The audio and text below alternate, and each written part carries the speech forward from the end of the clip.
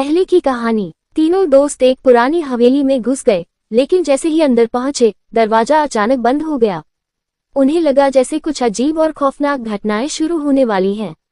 अब आगे तीनों दोस्त भागने लगे, लेकिन दरवाजा अचानक बंद हो चुका था।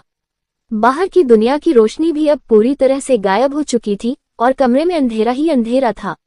अर्पित ने कांपते हुए कहा, भाई, ये हॉरर मूवी जैसा सीन हो रहा है। अबे कोई स्क्रीनप्ले लिख रहा है क्या?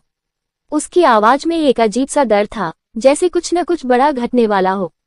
तभी विशाल के शरीर में हलचल हुई और वह धीरे धीरे हवा में ऊपर उठने लगा।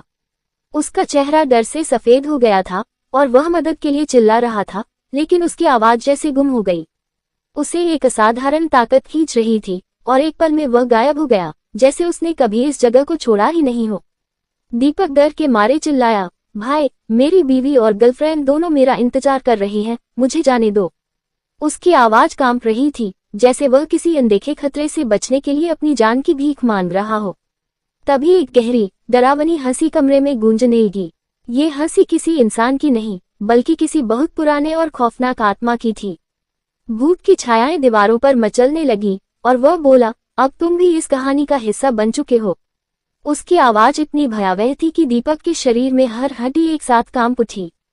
कमरे में सर्द हवाएं चलने लगी और अचानक दीवारों पर खून से लथपथ हाथों के निशान उभरने लगे। अब ये सिर्फ एक डरावना खेल नहीं था, यह एक खौफनाक जाल बन चुका था, जहां भागने की कोई राह नहीं थी। भूत ने एक एक करके उन तीनों के पास आकर उन्हें अपनी आत्मा से जोड़ लिया था और वह हर कदम पर उनका पीछा कर रहा था। दीपक, अर्पित और विशाल अब उस अंधेरे कमरे में फंसे हुए थे और उन्होंने महसूस किया कि इस खौफनाक जगह से बाहर निकलने का कोई रास्ता नहीं था।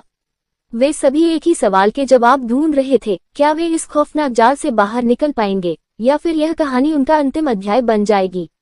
अगर आपको ये कहानी पसंद आई तो लाइक सब्सक्राइब करना ना भूलें। धन्यवाद।